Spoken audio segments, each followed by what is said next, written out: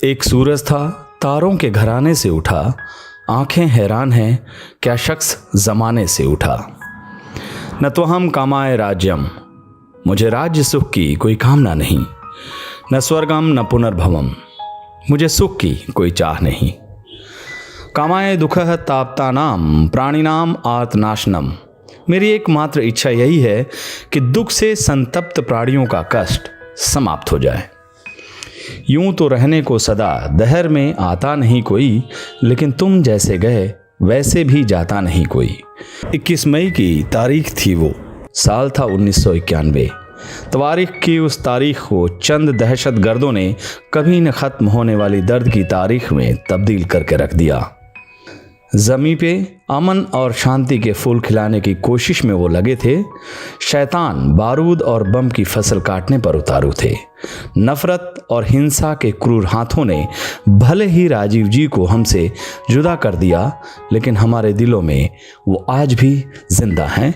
उनकी पुण्यतिथि पर उनको शत शत नमन, शत शत श्रद्धांजलि उस हुतात्मा को जिसने अपने खुली आंखों से एक नए भारत का ख्वाब देखा था।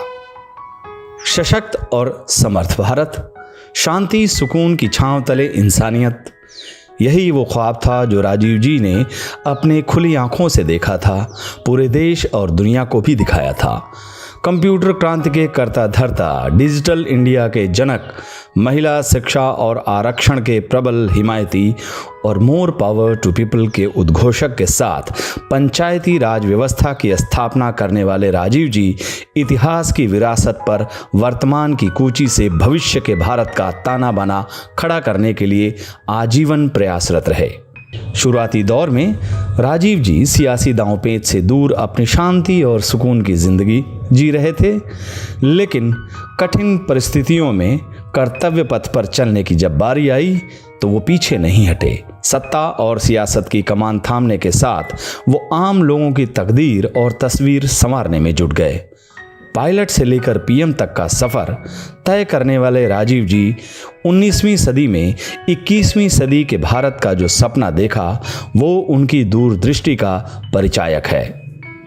देश के अलगाववादी गुटों को शांति पथ पर लाने के साथ साथ उन्होंने श्रीलंका में अस्थायी शांति स्थापना के लिए ऐतिहासिक कदम उठाया था।